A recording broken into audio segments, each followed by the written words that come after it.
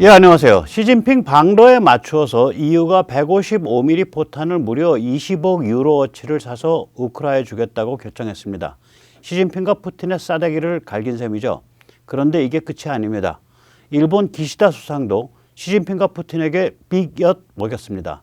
시진핑 방로에 맞추어 우크라이나 젤렌스키를 깜짝 방문한 겁니다. 학살이 일어났던 부차에 가서 헌화하기도 했습니다. 좀 배가 아프지만 머리는 열강다운 행보라고 평가해 주지 않을 수 없습니다. 그런데 우리 윤 대통령은 도대체 왜 이런 행보를 못하나요? 사실은 이 질문 자체에 좀 문제가 있습니다. 보다 정확하게 질문하면 이렇게 됩니다. 우리 윤 대통령은 왜 이런 행보를 하면 안 되나요? 할 수 없나요? 왜 이런 행보를 삼가해야 되나요? 우리의 약간 구질구질한 처지에 대해 냉정하게 살펴보도록 하겠습니다. 기시다가 이제 키우에 가 있고 시진핑은 모스크바에 가 있는 그런 상황입니다. 그래서 이제 해외 언론들을 보면 기시다는 키우에, 시진핑은 모스크바에 이런 제목들을 많이 답니다. 한마디로 지금 기시다의 행보는 시진핑의 러시아 방문에 대해 염장을 지르는 그러한 행보가 되겠습니다. 정말 염장 단단히 지르는 거죠. 네. 이 기시다가 최근에 이제 광폭 행보를 했는데 이게 다 반중이에요. 반중 천하일주 광폭 행보를 했습니다. 3월 16일에는 윤석열 대통령을 만났죠. 그래서 동북아시아 감시 정찰 정보를 한국, 일본 사이에 실시간 공유하는 그러한 결정을 했고, 또 한국 입장에서는 그 2018년 대법원의 황당 판결에 대해 한국 측이 알아서 한국 내에서 해결하기로 사실은 그렇게 한 겁니다. 왜 이게 제가 거듭 말씀드리냐면 이거를 대법원 판결대로 강제 집행을 하게 되면 국제 이제 중재 재판에 들어가게 되는데, 그러면 이거 100% 필패합니다. 한일 관계는 완전히 박살나는 거고. 그다음에 이제 이러한 그 기시다 윤석열 대통령의 이러한 움직임은 결국은 뭐가 되는 거냐면 북한에게 핵과 미사일을 갖추어 줘 도발을 대행시키는 중국 음모가 폭망한다 이 소리죠. 오늘도 뭐 북한이 뭐 이제 순항미사일 쐈다 그러죠. 3월 17일에는 기시다는 독일 숄츠 수상을 만났습니다. 이게 중국 발빼기를 중국으로부터 발빼는 것을 일본과 독일 사이에 보조를 맞추는 겁니다. 그래서 그 논의가 뭐냐면은 첫째가 중국에 대해 의존성을 낮춘다. 두 번째가 제3국들을 제조업 기지로 개발한다. 세 번째가 제3국의 히토류 광산을 공동으로 개발한다. 뭐 이런 얘기들이에요. 중국이 으스스하죠. 그리고 3월 20일에는 기시다가 인도 모디 총리와 정상회담을 해서 일본과 인도 사이에 관계를 돈독히 하고 앞으로 경제나 이런 거를 더욱더 발전시키기로 그렇게 얘기를 했습니다. 그리고 그 다음 날인 3월 21일 날 우크라이나로 날아가서 젤렌스키를 깜짝 방문한 겁니다. 이거는 결국 뭐냐면 중로 동맹의 싹을 자른 거고요. 러시아 사람들에게 야, 너희 중국 위성국 될래? 우리 서방과 함께 놀래? 이러한 얘기가 됩니다. 지금 이 러시아 사람들, 이 사람들 다 중국과 자기들이 어떤 관계인지 알죠? 사실 소련의 공산주의 체제가 저렇게 맥없이 무너지게 된 것에는 중국이 서방으로 붙었기 때문이기도 합니다. 따라서 러시아 사람들의 반응 신통치 않습니다. 한번 직접 들어보시겠습니다. In Russia, there's some cynicism about Beijing's motives. On a Russian state TV talk show, this military pundit said China can have only one ally, China itself. China can only have one set of interests, pro-Chinese ones. Chinese foreign policy is utterly devoid of altruism. 네, 이게 러시아 국영 방송에서 군사평론가가 하는 말이에요. 중국의 동맹은 딱 하나밖에 없는데 그 나라는 바로 중국 자신이다. 예. 그리고 중국의 고객이라고는 전부 친중 이익밖에 없다. 그러니까 중국의 고객은 중국이다. 뭐 이런 소리예요, 전부. 그런데 거기랑 무슨 깊은 관계를 어떻게 맺을 수 있겠냐. 이렇게 아주 싸늘한 반응을 합니다. 자, 기시다 이런 광폭 행보를 보면서 뭐 일본 사람들 아주 일부심이 넘치겠죠. 네. 그때 일은 이제 날일자 일입니다. 네, 일부심이 아주 넘칠 겁니다.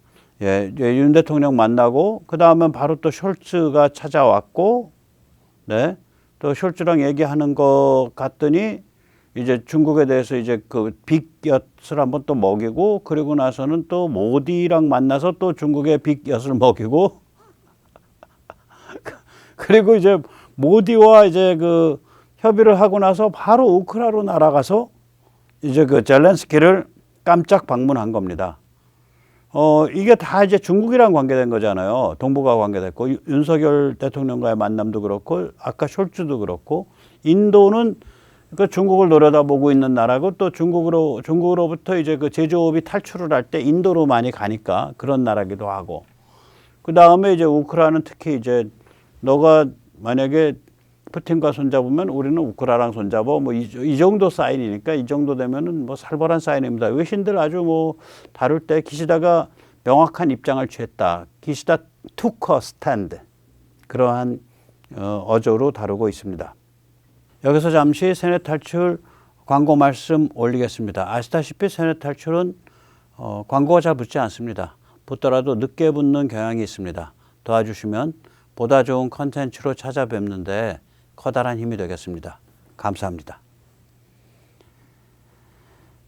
자, 그래서 이제 우리가 이런 생각을 해보는 거죠. 만약 윤 대통령이 기시다와 같은 반중 광폭 행보를 좀 보이면 안 되냐. 그럼 우리는 한국 사람들은 한부심에 참 가슴이 뿌듯하지 않겠냐라고 생각해 볼 수도 있는데 우리 국민들이 만약에 윤 대통령이 이런 식으로 중국을 겨냥한 이런 행보를 하고 뭐 우크라 가서 젤렌스키 만나고 이러면 이렇게 생각을 할 거예요. 아니 한반도가 얼마나 엄중한데 푸틴과 시진핑 염장 지르고 다니나? 한반도 전쟁 막는 것도 버거운데 무슨 지금 일을 하는 거야? 젤렌스키를 만난다고 그 이준석 따라하기 아니야? 이런 그 상당히 그 부정적이고 네, 그 싸늘한 반응이 나올 수 있습니다. 이게 또 반드시 나쁘지만은 않은 게요. 네. 이게 나쁘지만은 않은 게 실제로 이 같은 반응에는 상당한 일리가 있는 겁니다. 예.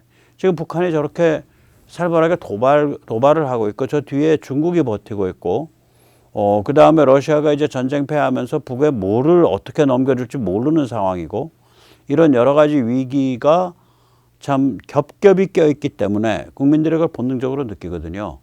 그래서 저런 그 시원시원한 열강다운 행보 국제사회에서 사실 이제 한국이 거의 열강급이 됐는데요, 어느새. 자꾸 일어나니까 열강급 돼 있더라고요. 예. 국제사회에서 열강다운 행보를 하는 거 보고 싶죠. 보고 싶은데 국민들이 슬기롭기 때문에 본능적으로 아 저거 별로 안 좋을 수 있어. 지금 저렇게 나댈 일 아니야. 그렇게 생각을 할 거예요. 또 그게 맞습니다. 그래서 오늘 이 시간에는 왜 이런 신중한 판단이 맞는지 그리고 이것을 우리가 뭐라고 이름을 붙여야 될지 그것을 굉장히 차분하게 한번 짚어보도록 하겠습니다.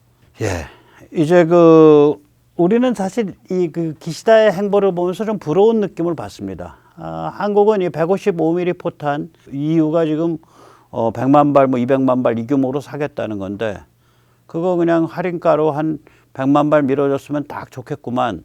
그것도 벌벌벌벌 떨면서 야 이거 밀어야 되나 말아야 되나 밀어야 되나 말아야 되나 지금 이 고민을 하고 있을 거예요. 그러니까 참 부럽죠. 예, 부럽죠. 어떻게 보면 우리도 좀 이런 여유를 가지고 이런 살벌한 그 군사지정학적인 핫스팟 속에서 그 조심조심 살지 않고 저런 여유를 가지고 광폭 행보를 하는 그런 나라가 좀 됐으면 좋겠다. 이런 부러움이 있습니다. 게다가 이제 한국 사회는 아주 비열한 종중 좌파들의 그런 그 프레임이 작동을 하죠. 예, 저렇게 보면 이제 기시다하고 윤석열 대통령이 저게 프로토콜에 따라서 각국의 그러니까 상대 나라의 국기에 절을 한 건데 그걸 사진을 방향을 틀어 가지고 찍은 거를 가지고 올려서 윤석열이가 일장기에 90도로 절을 했다. 뭐 이렇게 이제 공격을 했죠. 뭐 KBS 같은 데까지 나서서 그런 공격을 했습니다. 여기서 보면은 아까 사진에서 보면 저기 또 이제 요 왼쪽 사진 AFP에서 한 사진 보면은 기시다는 좀 고개를 덜 숙였고 윤석열은 고개를 많이 숙였단 말이에요. 윤석열 대통령은 저걸 보고서 저건 또 상대방 원수는 상대방 수상은 고개를 까딱 숙였는데 여기 비굴하게 고개를 왕창 숙였다 또 이렇게 얘기를 할 거예요. 요 사진 보고 이제 또 하면. 근데 실제로 저거는 둘 사이에 무슨 싱크로나이즈 수용을 하는 게 아니라서 시간적인 차이가 있는 거예요. 여기서 보면은 기시다는 많이 숙여 있고 윤석열 대통령은 적게 숙여 있잖아요. 그리고 이제 이렇게 둘이 저걸 하기 전에 일장기 앞에 절을 하기 전에 윤 대통령이 걸어 들어가면서 잠시 멈추고 태극기 앞에서 먼저 따로 절을 했습니다. 근데 이런 걸 가지고 일장기 앞에서 90도로 머리 숙인 친일파 윤석열이 이러고서 이제 욕을 하니까 미자들은 정신머리가 있는 건지 없는 건지 아무튼 지금 뭐 평양이나 베이징으로부터 단단한 지령을 받았다고 생각을 합니다. 그러니까 굉장히 싫어하는 거죠. 평양이나 베이징의 입장에서는.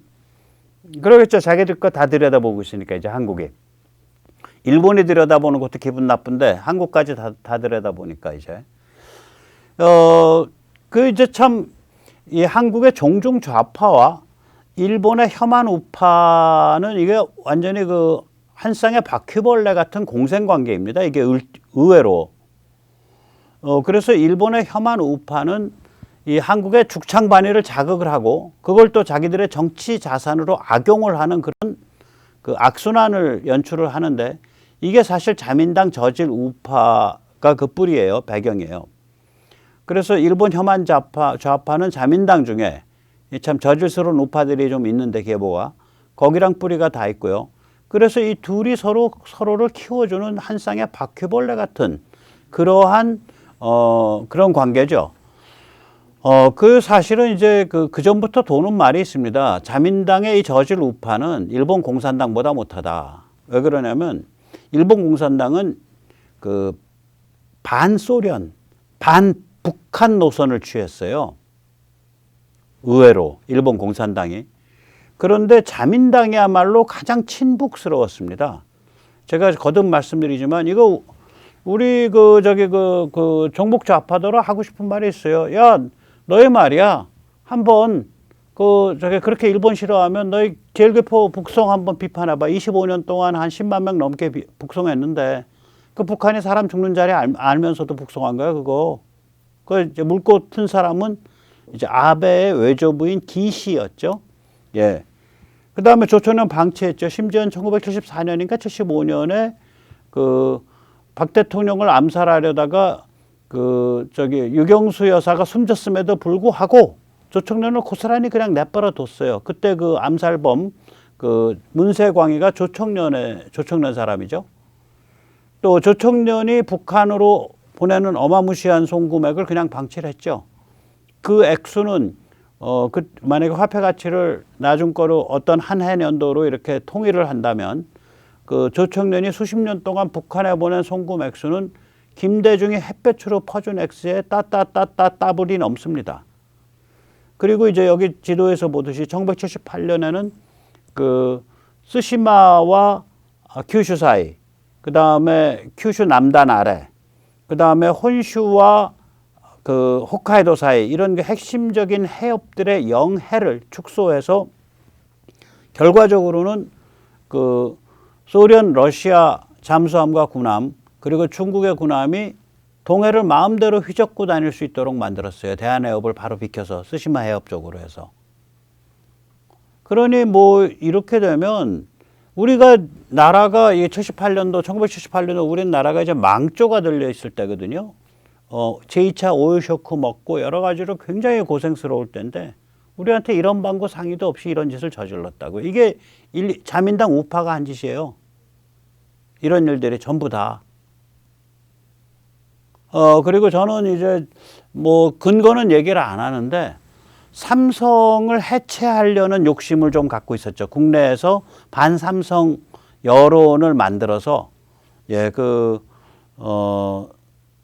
삼성을 해체하려는데도 그러니까 일본 커넥션을 가진 사람이 한번 그런 얘기를 해서 제가 펄쩍 뛰면서 거의 쌍욕을 한 적이 있어요. 저는 그 배경에 혹시 일본의 손길, 일본 우파, 자민당 우파의 손길이 움직인 거 아닌가 그런 의심도 좀 합니다. 그러니까 좀 그러니까 속내를 모르는 불투명한 어두컴컴한 데가 있어요, 저기가.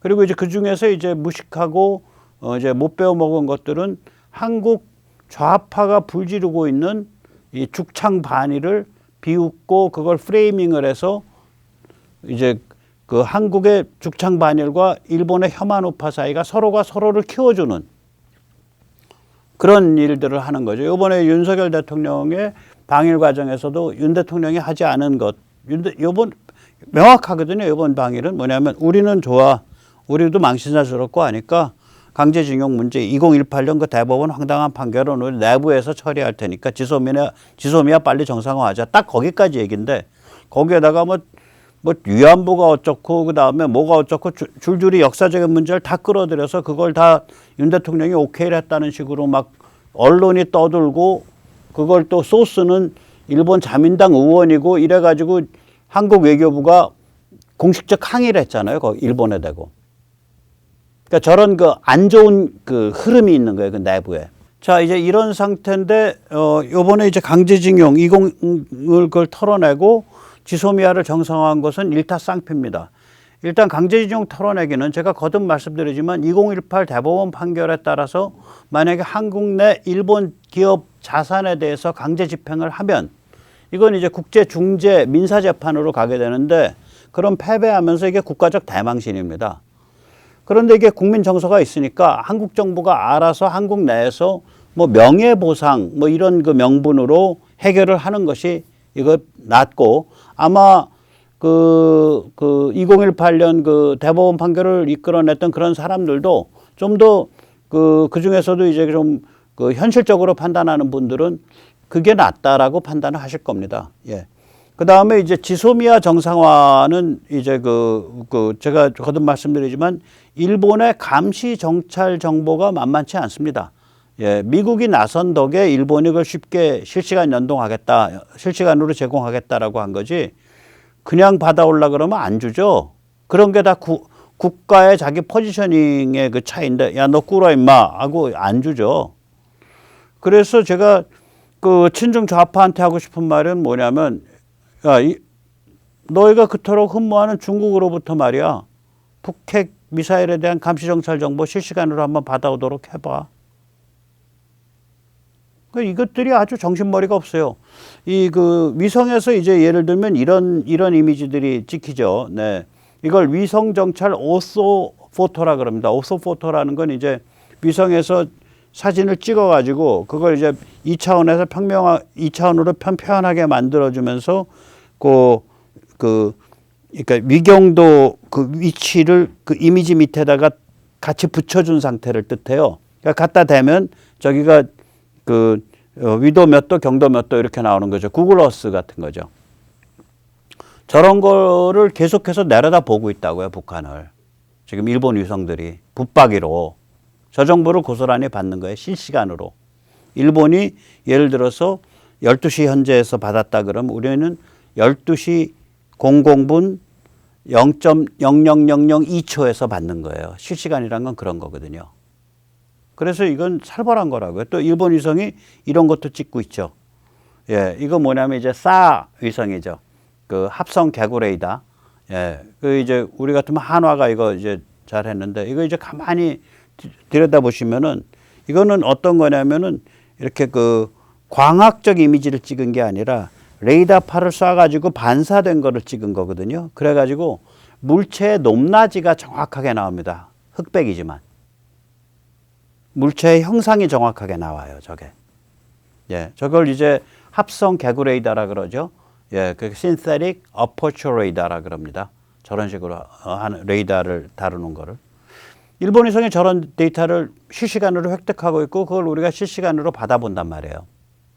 그래서 저는 그 윤석열 정부가 지소미아가 정상화되면서 일본으로부터 받게 되는 데이터가 어떤 모양이고 그게 어느 정도 실시간이다. 즉 일본이 일본과의 0.02초 차이로 받는다. 1초 차이로 받는다. 2초 차이로 받는다. 이거를 국민들한테 널리 알릴 필요가 있다. 그렇게 생각을 합니다. 반드시 그렇게 해야 됩니다. 국민들이 이걸 실감을 못 해요.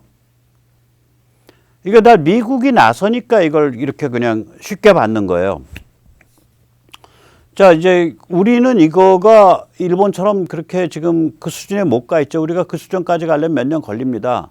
우리가 액체 연료 발사체의 누리호가 성공한 게 작년 6월 21일입니다. 이제야 군사 위성을 우리 마음대로 올릴 수 있게 된 거예요. 군사 위성 저런 거 함부로 못 올리거든요. 남해 로켓에 맡겨서. 그 안에 뭐가 들어있는지 우리가 밝힐 필요가 없잖아요. 또 군사 위성을 급하면은 우리가 고체 연료를 올리잖아요. 고체 연료 로켓으로. 이게 이제 그러니까 그 작년 말 UFO 떴다라고 지금 그 사람들이 그 착각했던 그 사건이죠. 그러니까 군사 위성을 빨리빨리 올리려면 좀 그러니까 킬로그램 단가는 비싸요. 고체가 훨씬. 그러니까 물건을 큰 거를 대량으로 올리려 그러면 액체 로켓을 가야 되는데 군사 위성처럼 시간을 다투고 단품으로 빨리빨리 올려야겠다 그러면 고체 로켓도 괜찮죠. 네. 이제 우리는 이제야 저거가 되는 거란 말이에요. 그러니까 앞으로도 우리가 저걸 다 따라잡으려면 몇 년 걸려요. 일은 그 중간에도 꾸물럭거릴 수 있고. 그래서 북한과 중국이 그렇게 방방 뜨면서 여기에 있는 종중 종북에게 특별 오다를 내리고 있는 겁니다. 예, 이게 이제 그렇게 되는 거죠. 그래서 이게 이제 우리 위성이 이제 다누리가 이제 우리 위성의 실력을 보여주는 건데 위성이 이제야 저길 접근을 하고 그 한화 같은 데서 개발하는 싸위성 같은 거 소형 싸위성 그게 이제야 라인업이 돼가고 있는 거거든요. 그러니까 우리는 아직도 그 발사체 측면에서나 위성의 측면에 있어서나 이제 문턱을 넘어서서 진입을 한 거기 때문에 성과를 내려면 저게 한 4, 5년 걸려요. 그럼 그전에는 일본 거라도 해서 우리가 안보를 지켜야 될 거 아니에요. 그렇죠? 예. 그래서 우리는 그럼 어떤 자세냐.